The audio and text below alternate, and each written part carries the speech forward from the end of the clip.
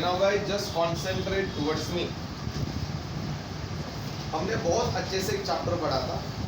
I think मेरे हिसाब से वो सेकंड चैप्टर था जब मैंने सिलेबस को स्टार्ट किया था, याद है ना? सर ने सबसे पहले चैप्टर पढ़ाया था एसी फंडामेंटल, है राइट? उसके बाद हमने एंट्री की एसी सीरीज सर्किट। मेरे लिए दोनों चैप्टर अलग थे। एसी फंडामेंटल में सर ने पढ़ाया था AC through R, AC through L and AC through D. बाद में मैंने हर और चीज़ों को क्या किया था। जब भी करंट इलेक्ट्रिसिटी की बात आती है तो मेरे आंखों के सामने रेजिस्टर्स के कॉम्बिनेशन आना स्टार्ट होते हैं। एक कॉम्प्लिकेटेड सर्किट डायग्राम दी जाती है और बच्चों को बोला जाता है कि भाई इसमें का करंट निकालो, इसका पोटेंशियल ड्रॉप निकालो, इस रेजिस्टर की पावर निकालो, इस रेजिस्टेंस का हीट प्रोडक्शन निकालो, इस रेजिस्टेंस ने कितनी एनर्जी कंज्यूम की वो निकालो। पूरे फिजिक्स में रेजिस्टर ही एक में ऐसा पैरामीटर है जिसको आइडियल केस में पावर फैक्टर क्या होता है, और एक्चुअली कभी वन होता ये आइडियल केस है। बाकी सारे चीज़ों को पावर फैक्टर होता है एक्सेप्ट एक में रेजिस्टर ही ऐसा पैरामीटर है जिसका पावर फैक्टर नल माना जाता है यूनिटी। यूनिटी का मतलब, क्योंकि बच्चों रेजिस्टर को फेज एंगल होता, कितने टाइप के फेज एंगल थे? इन फेज, लाइन फेज। लैग और लीड बच्चों को दिक्कतें पैदा करता है, रेजिस्टेंस दिक्कतें पैदा। मैंने आपको बहुत इंटरेस्टिंग कंसेप्ट पढ़ाई है बच्चों। अगर गलती से भी -π/2 और +π/2 लिखा तो आंख बंद करके पावर क्या लिखना है? जहाँ पे फेज एंगल एग्जैक्ट माइनस और +π/2 होता है वहाँ पे पावर मिलती। तो पावर मिलती कहाँ पे? रजिस्टर में मिलती है। कितनी मिलती है? VRMS into. जब भी करंट इलेक्ट्रिसिटी की बात होती है, ध्यान से सुनना है, तो मेरे आंखों के सामने सबसे पहले लॉ आता है ओम्स लॉ। कौन सा? After that series and star and KCL and, याद आ रहा है? उसके बाद और दो रूल आते हैं जो सिलेबस में नहीं फिर भी मैंने पढ़ाए थे। CDR and CDR stands for current division rule and VDR stands for. ये दो रूल एक शॉर्टकट रूल माने जाते हैं जिनका यूज करके आप कॉम्प्लिकेटेड सर्किट में से किसी भी ब्रांच का करंट एंड किसी भी ब्रांच का वोल्टेज निकाल सकते हो। आप वो फंडा से इसमें भी अप्लाई कर सकते हो, इतना कोई बड़ा डिफरेंस। पहले उसको पढ़ लेंगे, बाद में मैं कॉम्पोजिट मेथड में एंटर करूँगा। Is that clear? Please open the new page. Your star numerical में ठीक है, एज यूजुअल जहाँ पे लिखना लिखिए, पर आज का पूरा लेक्चर स्टेट बोर्ड से बिलोंग नहीं करेगी, ये मैं पहले ही क्लियर कर रहा हूँ। क्योंकि आज के जितना भी पोर्शन पढ़ाया जाएगा उसका स्टेट बोर्ड में 1% भी नहीं है। स्टार्ट करें? मैंने कहा स्टार्ट करें। नेक्स्ट वन, टू कैलकुलेट, लिखना है सब। To calculate charge, to calculate charge and electric potential, to calculate charge and electric potential in a given circuit,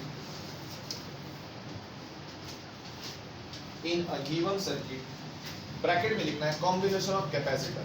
ऐसा सर्किट जिसमें नंबर ऑफ कैपेसिटर एब्सेंट है या प्रेजेंट है? ऑब्वियसली प्रेजेंट है।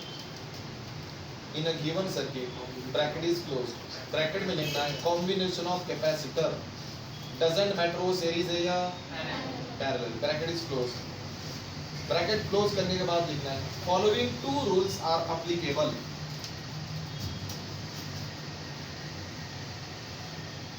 Sir ने कहा following two rules are applicable. बहुत अच्छी तरह से बोर्ड पे देखना है, फुल कंसंट्रेशन यूज करके सुनिए। सर दो रूल के बारे में बता रहे, ध्यान से सुनना है बच्चों। The first stands for CDR, बोलिए मेरे साथ, क्या है भाई ये? CDR। And second stands for VDR को बाद में देखेंगे, उठते सर अभी बात करें CDR। बच्चों CDR का मतलब होता है करंट है, करंट डिवीजन रूल। पहले तो मोटो डिसाइड करते हैं। अगर मैं रजिस्टर की बात कर रहा हूँ तो हम करंट फाइंड आउट करते हैं, बोलो यस और नो। और बेटा यहाँ पे मोटो अलग है, CDR का यूज करके निकाला जाता है चार्ज। कैपेसिटर में करंट पास हो रहा है ऐसा बोलते हैं, चार्ज पास हो रहा है। चार्ज को फोकस कीजिए, करंट को फोकस करने की जरूरत नहीं। सबसे इंटरेस्टिंग चीज बेटा इसका क्राइटेरिया क्या है? बेटा ये तभी अप्लाई किया जाता है when the capacitors are connected in. फिर आप बोलोगे सर सीरीज में क्यों नहीं? इसका आंसर आप बताइए।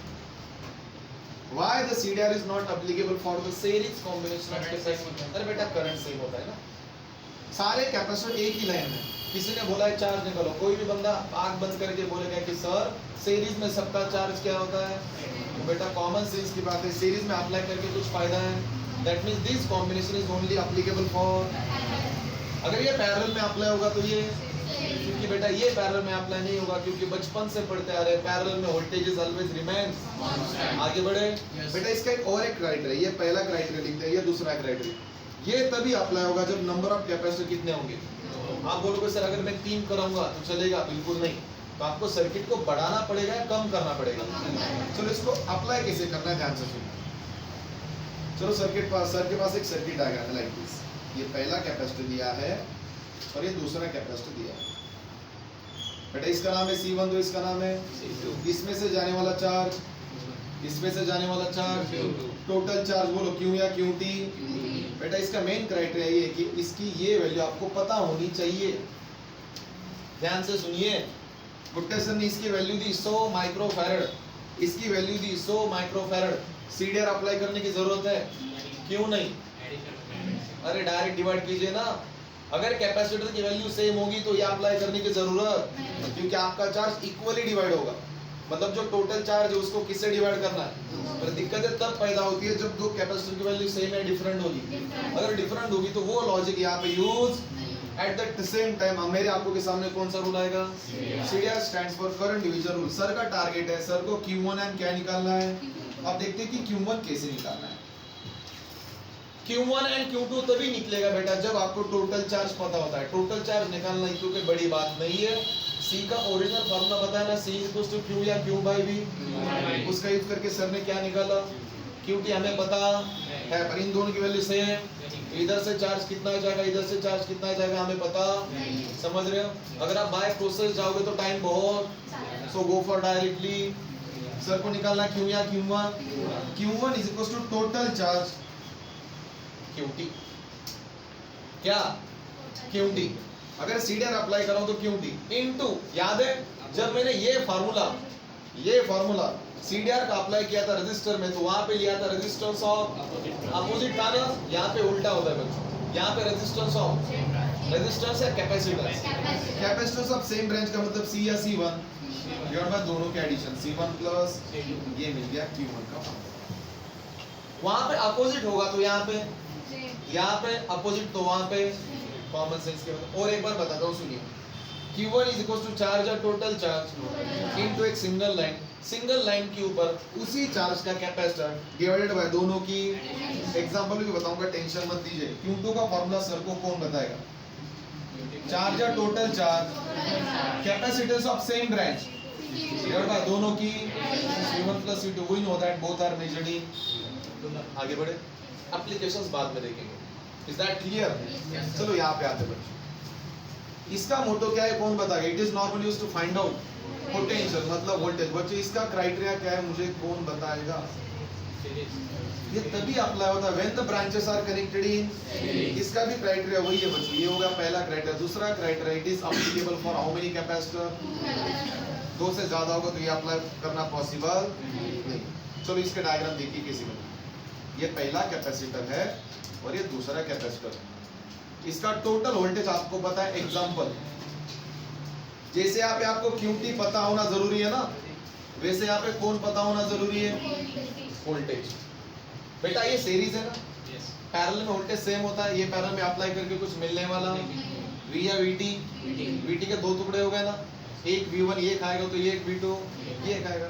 इसके अक्रॉस वोल्टेज क्या होगा? V1, और इसके अक्रॉस वोल्टेज। सर का टारगेट क्या है? सर को C1 C2 निकालना है, V1 V2।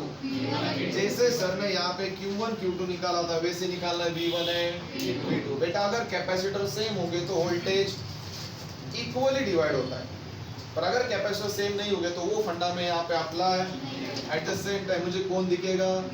Bye apply VDR मुझे निकालना है V या V1। V1 is equal to V या VT, एक सिंगल लाइन। यहाँ पे सर ने लिया था कैपेसिटर ऑफ सेम ब्रांच, तो यहाँ पे तो बताइए बेटा V1 के अपोजिट ब्रांच का कैपेसिटर कौन है? C2 डिवाइड बाय दोनों की C1 प्लस C2। बात खत्म। ये मिला सर को वोल्टेज V1 का फर्क। चलो मुझे V2 के लिए हेल्प कीजिए। V है VT, capacitor of same branch opposite branch कौन है, डिवाइड बाय दोनों की C1 प्लस C2। ठीक है ना बेटा, we know that both are measured in. एक इंटरेस्टिंग चीज यहाँ पे लिखना चाहूंगा, ध्यान से सुनना है। यहाँ पे किसका कैपेसिटर लिया जाता है, सेम ब्रांच का, और यहाँ पे किसका कैपेसिटर लिया जाता है, अपोजिट का। बच्चों अगर आप चार्ज निकाले हो तो टोटल चार्ज लीजिए, वोल्टेज निकाल रहे हो तो बेटा ये सेम लॉ उल्टा लिया जाता है, किसमें, रेजिस्टर। दैट मींस वहां पे जो लॉ यूज होगा वो यहाँ पे सेम नहीं होगा। अगर यहाँ पे सेम है तो उधर अपोजिट, वहां पे अपोजिट है तो यहाँ पे same. Is that clear? Please copy that, first copy करो।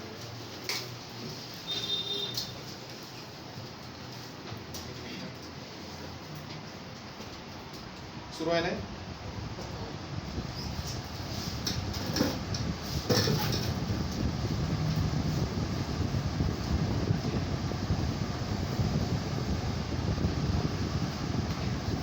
Keep silence.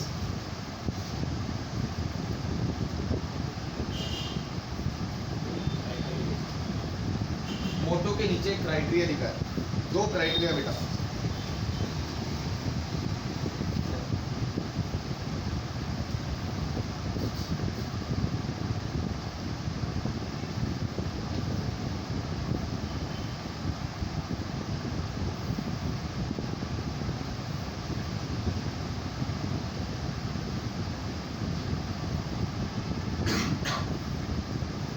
अच्छे से कॉपी।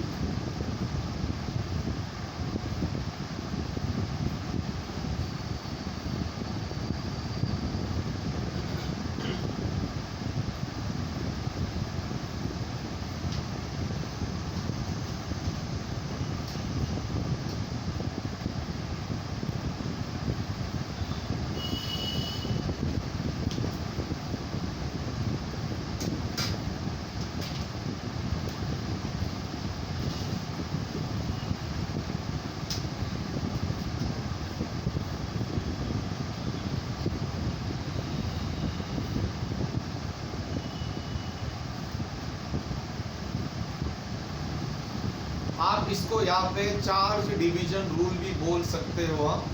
इसे करंट और चार्ज में कोई इतना बड़ा फर्क तो नहीं है।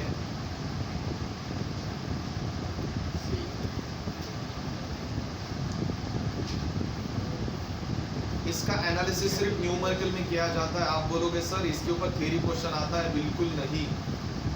These are the 2 shortcut rule which are used to find out the charge through parallel and voltage through series network.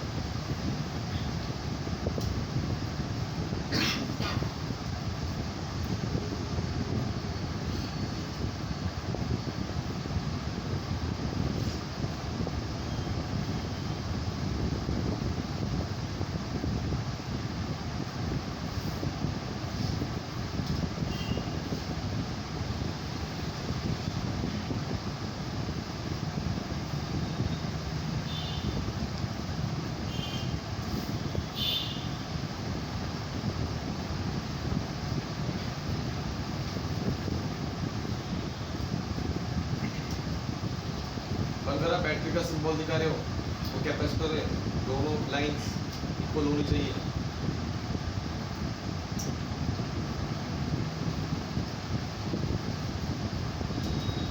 Speed बढ़ाइए।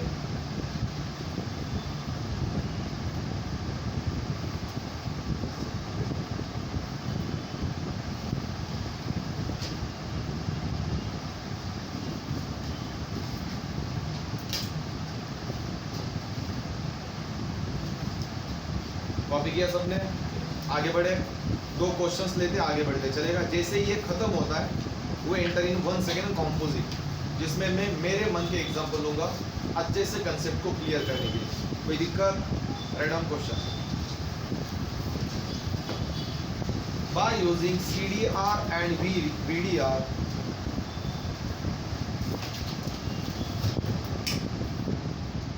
by using CDR and VDR determine number one Q1, Q2 Q1 comma Q2. Next line number 2, V1 comma V2. Number 2 V1 comma V2 start करें। इसका मतलब आपको दो value निकालने, बोलो हाँ या ना।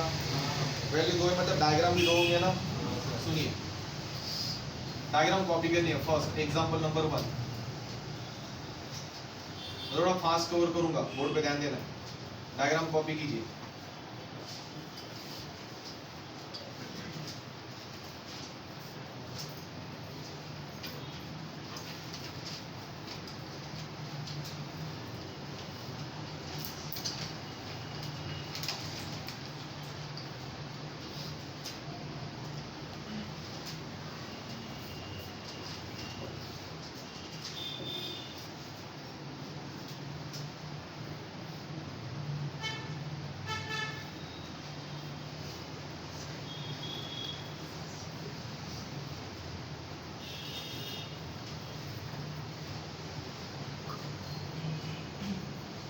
पहले इसको सॉल्व करते हैं।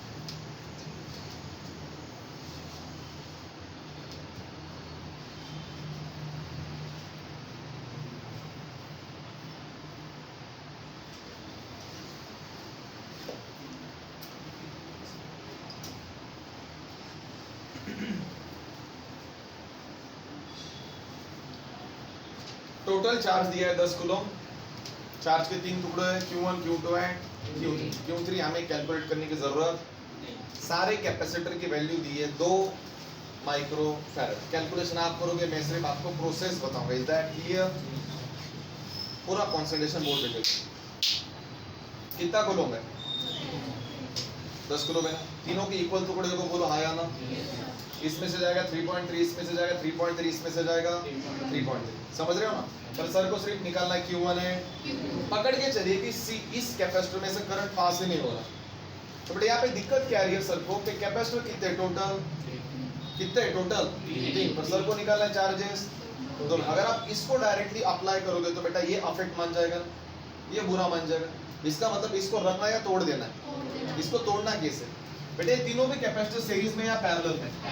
तो पैरेलल में होंगे तो इस कैपेसिटर को मुझे नहीं लिखना है, इस कैपेसिटर को निकाल के फेंक दीजिए। अगर इसको निकालना है, एक तो इन दोनों का पैरेलल हो, नहीं तो इन दोनों। इसका मतलब मुझे 3 ब्रांचेस को कितने ब्रांच में कन्वर्ट करना है? It's not a big deal, convert कर दीजिए। सीधा सीधा इस डायग्राम में दिख रहा है these 2 capacitors are connected in parallel. का फार्मूला क्या है? दोनों की direct addition, C1 plus C2, 2 या 2 प्लस 2।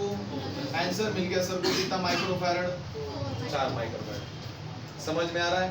डायग्राम बड़ी या कम हुई? फिर आप बोलो सर ये भी अफेक्ट करेगा, ये बिल्कुल भी अफेक्ट नहीं करेगा। कौन बताएगा क्यों? सीरीज में। फिर देखिए बेटा ये डिवाइड हुआ, बाद में ऐड हुआ, ये आगे गया। आगे कितना जा रहा है मेरे लिए मैटर नहीं करता। मेरे लिए सिर्फ ये 2 चार्ज मैटर करते हैं। सुनिए डायग्राम ऐसी बनेगी। ये आपका पहला और ये आपको रिड्यूस हुए वाला। बताइए पहले की वैल्यू कितनी है? 2 माइक्रो फैराड। दोनों को कंबाइन करके क्या मिला? 4 माइक्रो फैराड। आगे का जैसे का मुझे तो नहीं लगता इसको कोई टच करने की जरूरत है। टोटल चार्ज कितना है बच्चों? 10। अब सुनिए, अब सर को निकालना है Q1 एंड निकालते हैं। जल्दी से फार्मूला बताना है। बाय यूजिंग VDR या CDR? By using a current division rule. Q1 is equals to how many coulomb into capacitance of different branch या same branch? Same branch का मतलब ऊपर क्या है? डिवाइड बाय दोनों की। आप बोलो सर ने 10⁻⁶ नहीं लिया, मत लीजिए। क्यों? इधर भी माइक्रो कॉमन निकला, both are get, time waste हो जाएगा। ये Q1 मिला, आप सॉल्व कर पाओगे? बाकी का छोटा कैलकुलेशन है ना। अब मैं डायरेक्टली Q2 लिखता हूँ। बताइए Q2 is equals to once again 10 into capacitance of same branch 4 divided by 2 या 2 plus 4, both are measured in first copy करना है।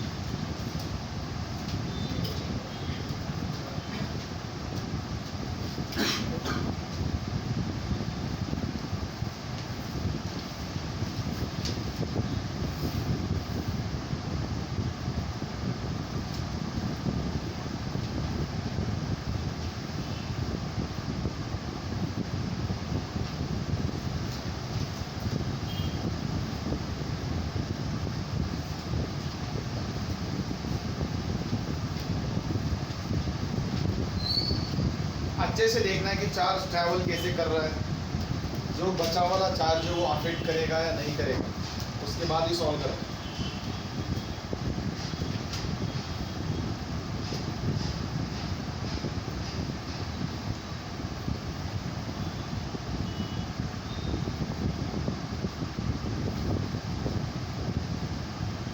Keep it fast.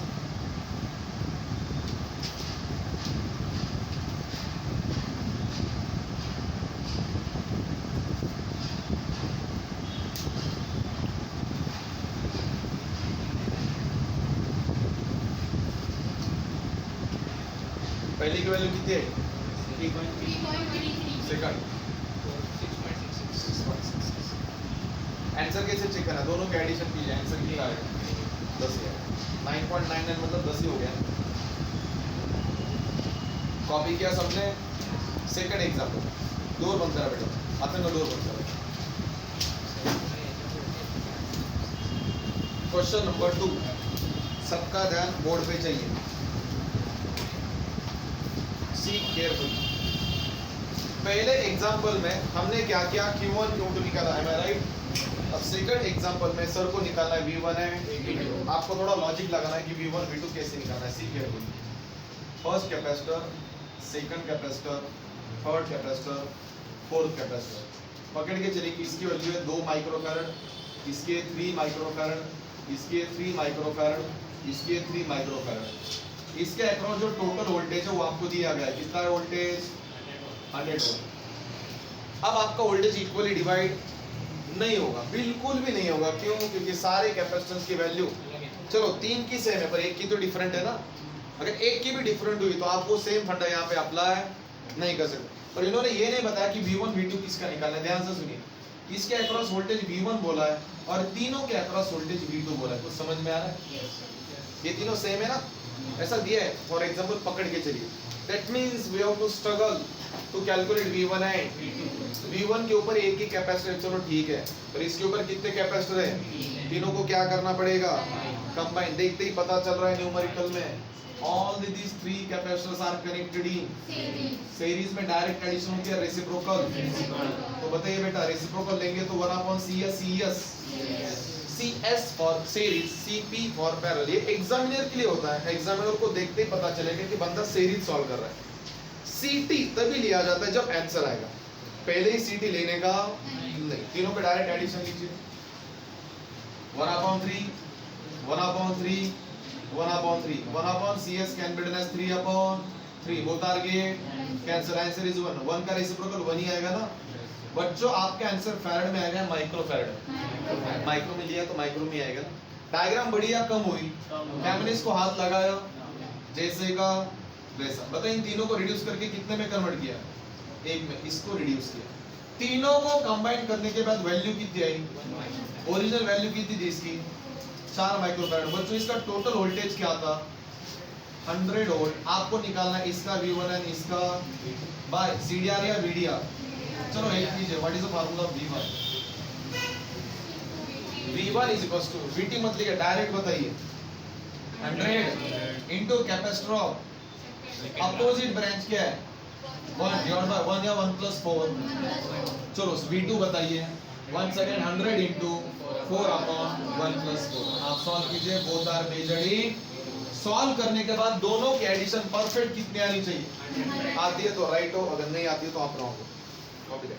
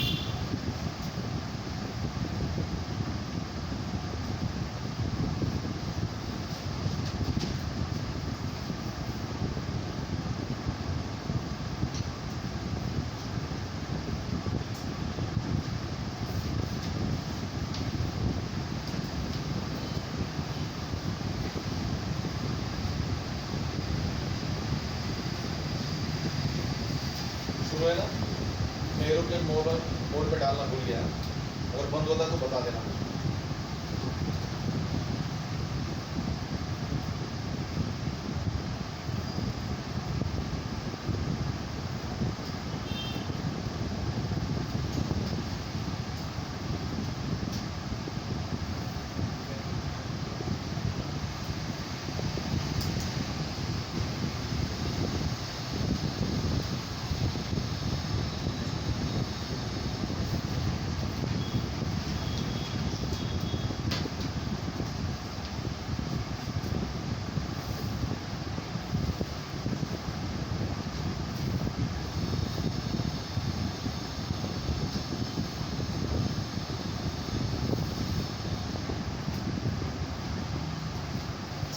ये स्टेप तो समझने क्या बतानी पड़ेगी। डिनोमिनेटर कॉमन निकला 3, 1 + 1 + 1 how many 3, both are get. अब पता चला मैंने 3 3 3 क्यों लिया था, कैलकुलेशन के लिए इजी जाएगा। प्रोसेस इंपॉर्टेंट है, वैल्यू क्या है वो इंपॉर्टेंट नहीं है। स्पीड बढ़ाइए प्लीज। बताइए पहले का पोटेंशियल कितना आया, दूसरे का 80 होगा, फिर 80 + 20 100।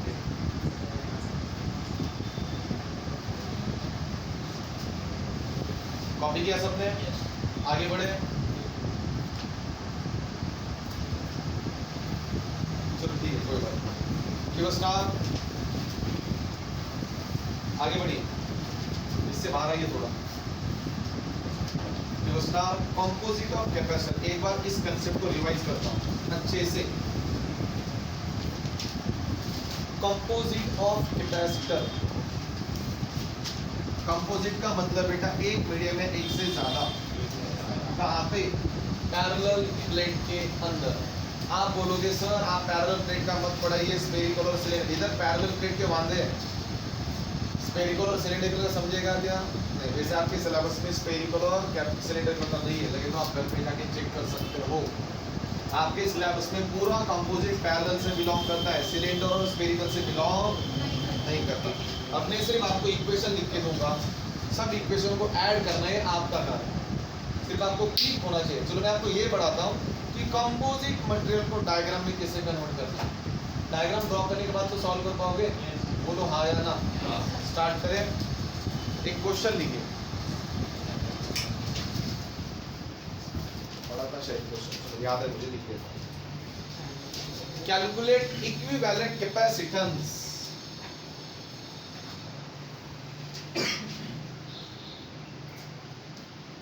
calculate equivalent capacitance for a given parallel plate capacitor. Calculate equivalent capacitance for given parallel plate capacitor. Board पे ध्यान देना है, डायग्राम ड्रॉ कीजिए पहले।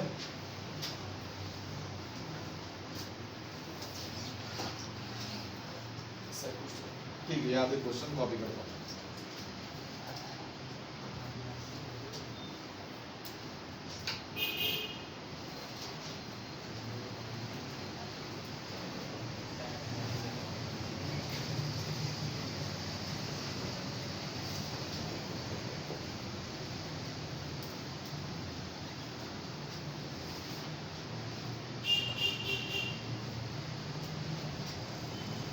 जो सिंबल्स है इनका कहना ये कि सभी डायरेक्ट मटेरियल सेम टाइप के होते हैं।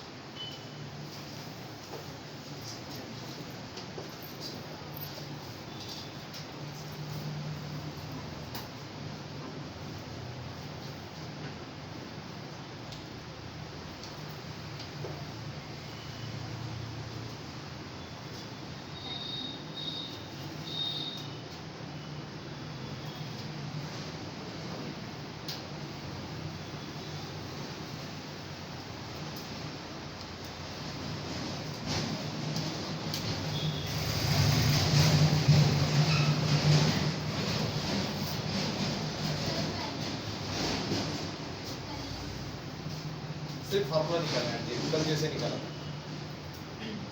K1 K2 की ना बताऊंगा। मुझे सिर्फ डायग्राम याद है, मुझे वैल्यू याद नहीं, एक बार चेक करता हूँ मैं।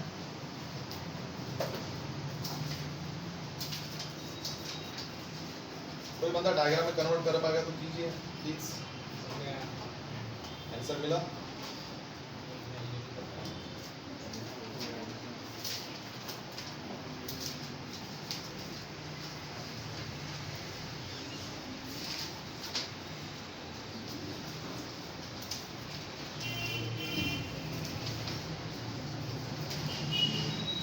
छोटा चेंज हो गया, इट्स ओके, चलो कोई बात नहीं।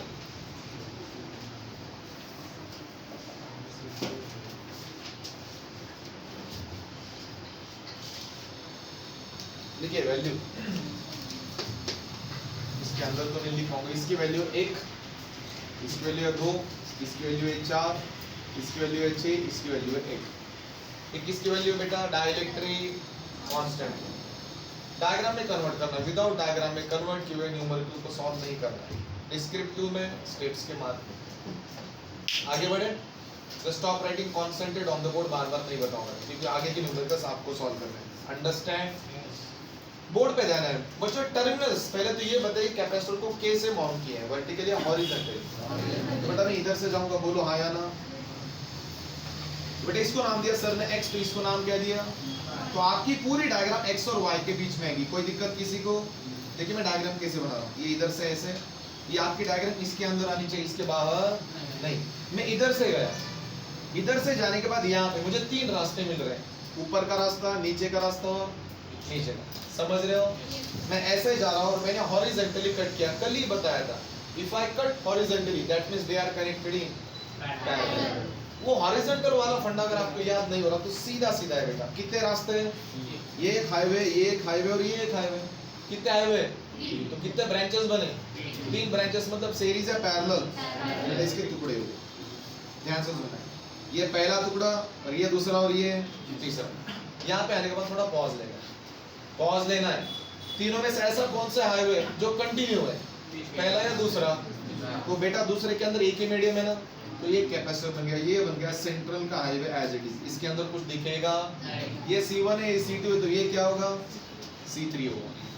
अब ऊपर आते हैं बच्चों, ऊपर सीधा मैं आगे जा रहा हूँ ना, जब मैं आगे जा रहा हूँ तो अंदर एक स्पीड ब्रेकर मिल रहा है, स्पीड ब्रेकर रोड को डिवाइड कर रहा है।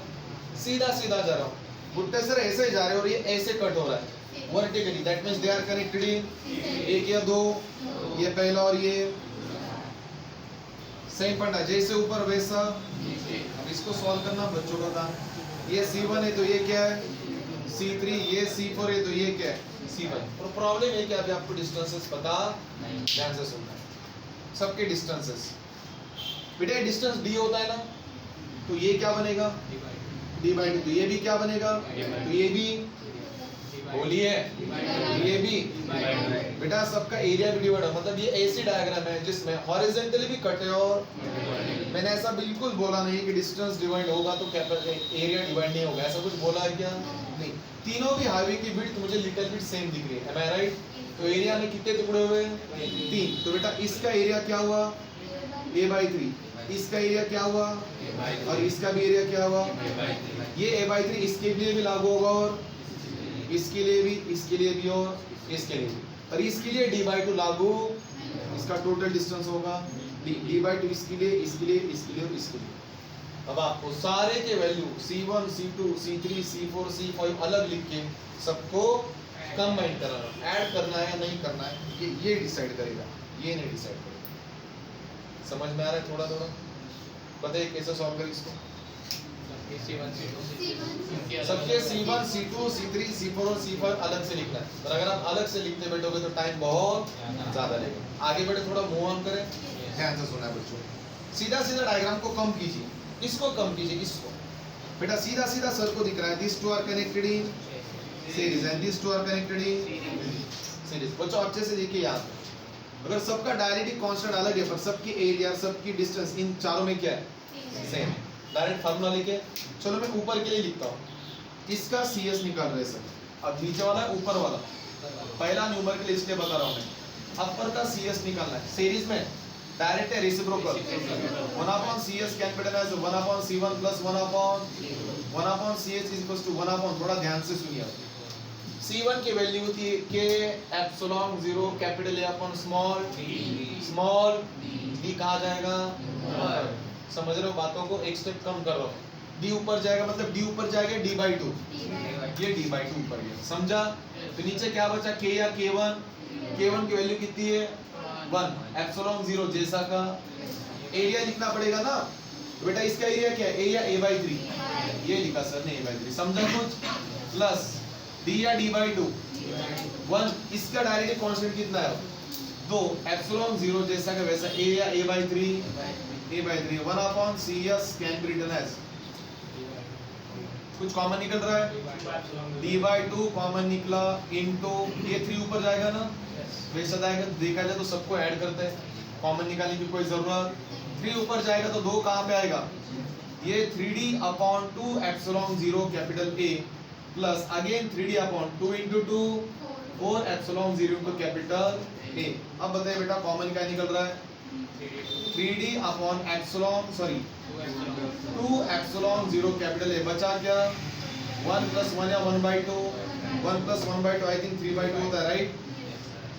3d upon 2 epsilon 0 capital A into 3 या 3 by 2 1 upon CS can be done as 3 into 3 9d upon 4 epsilon 0 capital A। इसका क्या लेना पड़ेगा, reciprocal 4 epsilon 0 capital A upon 9 या 9d, capacitor is measured in, ये तो सिर्फ ऊपर का मिला है। By same process we have to find out, मिलेगा इसके तो डायरेक्ट वैल्यू है।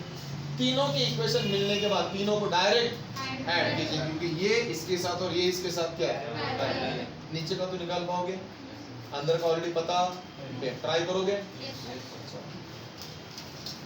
सबका डायरेक्ट कांस्टेंट सेम नहीं है, अच्छे से देखिए, आप भी सॉल्व कीजिए मैं भी सॉल्व करता हूं, चलेगा,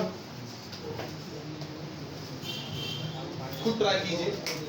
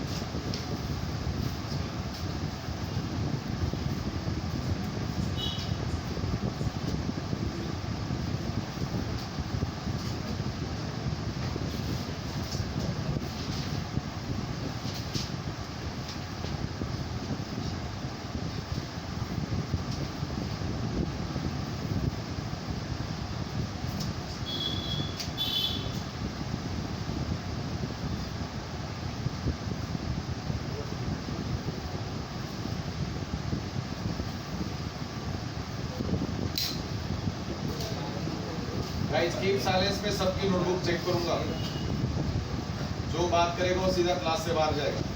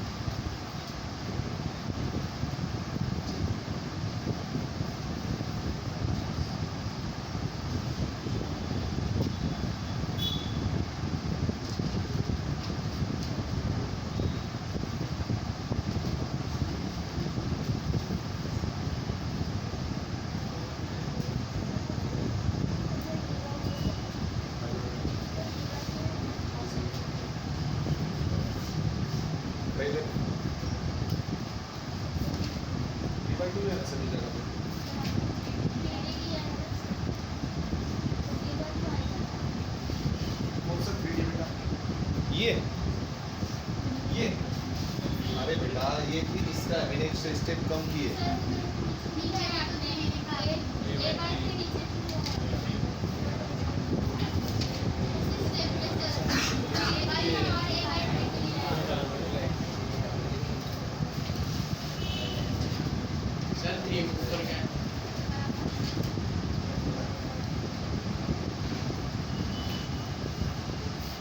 अब ठीक है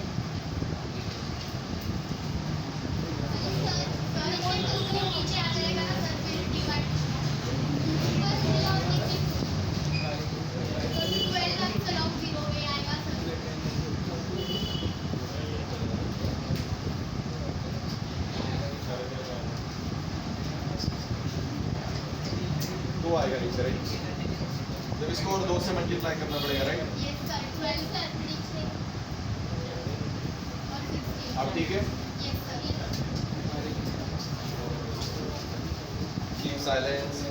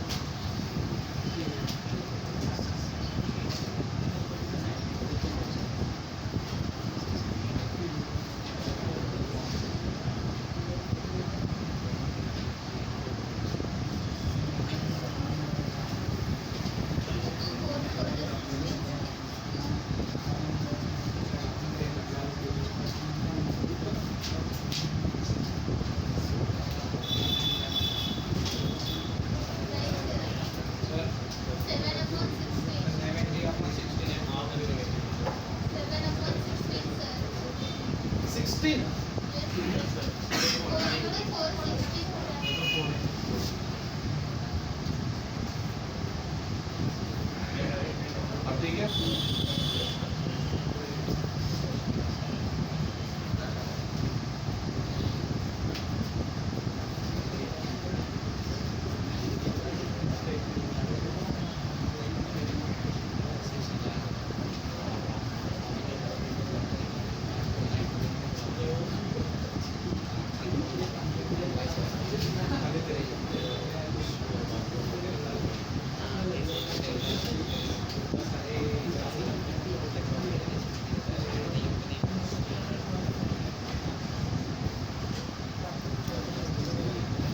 अब ठीक है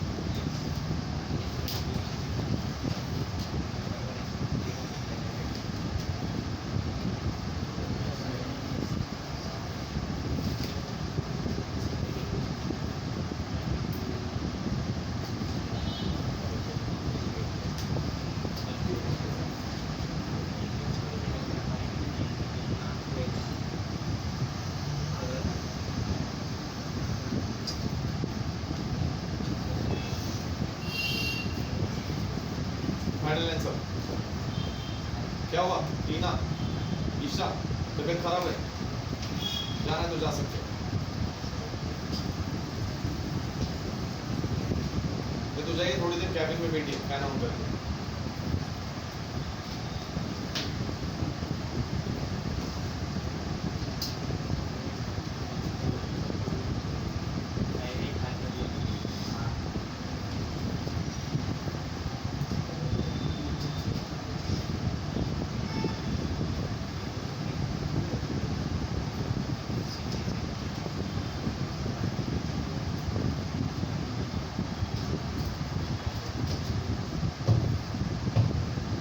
वो जो C3 लिया है वो सेंटर वाला है ओके वो अकेला है इसको सॉल्व करने की जरूरत नहीं एट द एंड मैंने तीनों को सीरीज में कन्वर्ट किया वहां पे सीरीज में डायरेक्ट एडिशन होती है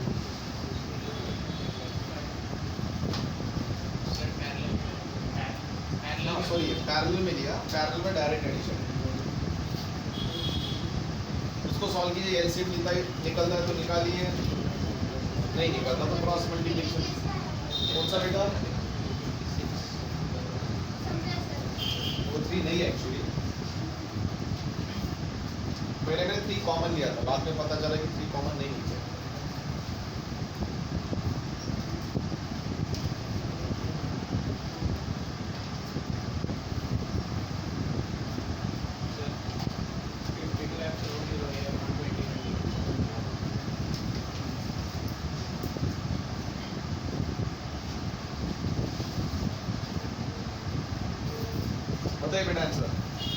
52 epsilon 0 हाँ 52 52 एप्सिलॉन 0 a upon 21 d ठीक है।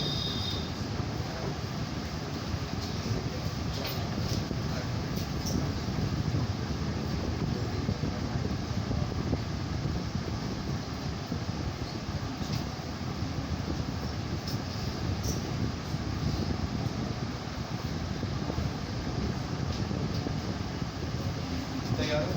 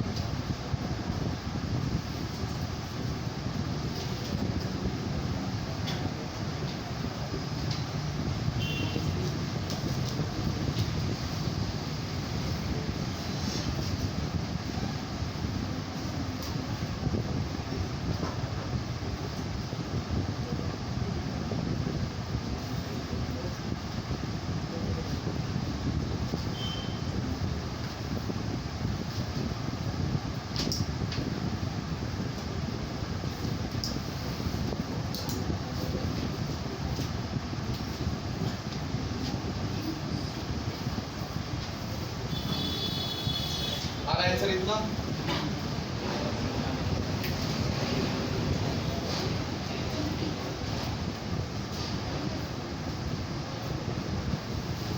कॉपी किया बच्चों सबने? किसी भी कंपोजिट मटेरियल को न्यूमेरिकल में न्यूमेरिकल को सिंपल लॉजिक में कन्वर्ट करना है। First of all we have to make a circuit diagram. कर रहे हैं अपन कॉम्पिटिटिव एग्जाम में सबका डायरेक्टली कांस्टेंट डिफरेंट नहीं दिया जाता। डिस्क्रिप्टिव एग्जाम में डायरेक्टली कांस्टेंट डिफरेंट होता है, so take a lengthy process to solve it. अगर मैं कॉम्पिटिटिव की बात करूंगा तो सबका डायरेक्टली सेम होगा, समझ रहे हो? फॉर्मूले सेम होंगे, सिर्फ आपको कंबाइन करना है। इतना ज़्यादा रेसिप्रोकल कॉमन निकालने की जरूरत पड़ेगी नहीं। That clear? Write down question. Find capacitance between find the capacitance between terminal A and terminal B. Question number 57 from HC Verma. Find the capacitance between terminal A and terminal B. Actually इसमें 3 question दिए 57 में, मैं एक add कर रहा हूँ इसका, समझ रहे हो? जो ये चारों भी न्यूमेरिकल एक्यूरेटली सॉल्व कर पाएगा वही हॉल से बाहर निकलेगा। मैं पहले ही क्लियर कर रहा हूँ। बहुत हंसी आ रही है ना कैलकुलेशन के में। अगर किसी का भी मुंह इधर या उधर गया तो मैं यहाँ से 1.5 घंटे हिलने नहीं दूंगा। मैं पहले ही क्लियर कर रहा हूँ। सारे न्यूमेरिकल खुद को सॉल्व कर लें। अंडरस्टैंड? yes sir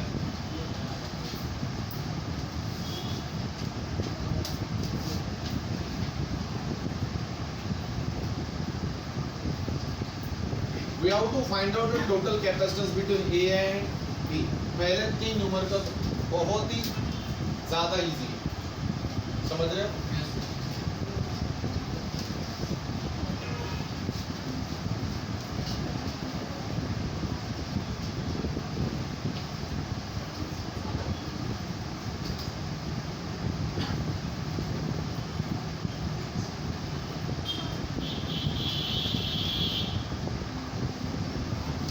स्टार्ट कीजिए सॉल्व करना।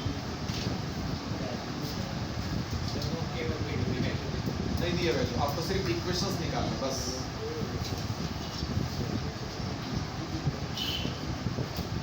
जाते हैं जो सुनते हैं तबीयत खराब इसलिए वो बैठना है तो बैठिए, नहीं तो जाइए।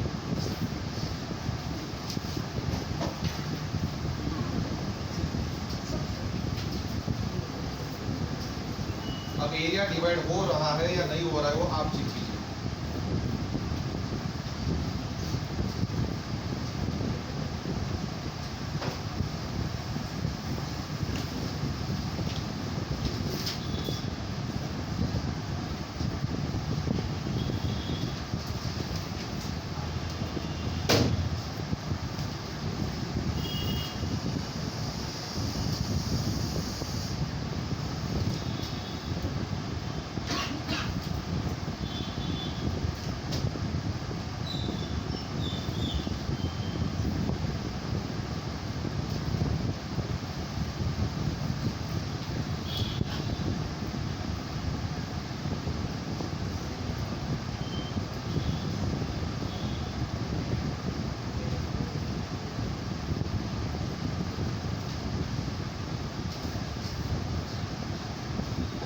लास्ट न्यूमेरिकल में सिंप्लीफाई होना चाहिए, इसलिए दोनों का डायरेक्टिव सेम है, इन तीनों का भी ज़्यादा टाइम नहीं लगेगा। एक भी आंसर गलत हुआ, जब तक पूरी तरह से आंसर सही नहीं आएगा क्लास से बाहर कोई नहीं निकलेगा।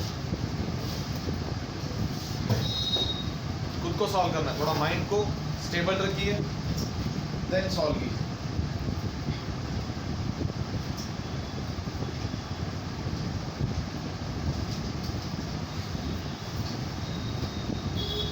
पहले सर्किट डायग्राम में कन्वर्ट कीजिए बेटा। पहले के तीनों भी कैपेसिटर वर्टिकली माउंट है, देखो आप अच्छे से। हाँ, then apply your logic. Sir K1 K2 same लेने के नहीं, K1 K2 अलग आएगा बेटा, सिर्फ इक्वेशंस बनाइए, कॉमन निकलता है निकालिए। K1 K2 की वैल्यू हर बार चाहिए ऐसा नहीं है।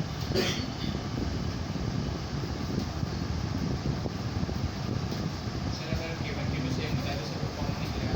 कौन बोला सेम है? ये वैल्यू मैंने इसलिए बोला कि नहीं है, सेम नहीं। अगर बेटा सेम होता तो दो लाइंस खींचे नहीं, तो खींच दिख रहे। ऐसा समझे कि K1 K2 आपको दिया ही नहीं है, तो आपको वैल्यू पुट नहीं करनी, सिर्फ K1 K2 को सर पे बिठा के आगे लेके जाना है, जब तक इक्वेशन पॉज नहीं होगा।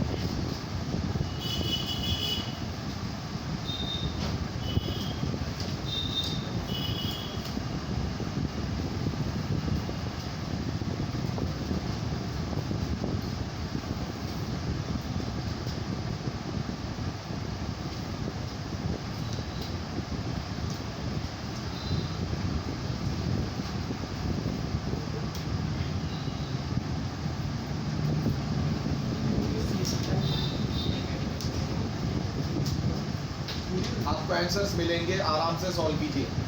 अगर आप जल्दबाजी करोगे तो आंसर कोलैप्स हो गया, मैं पहले ही क्लियर कर रहा हूँ।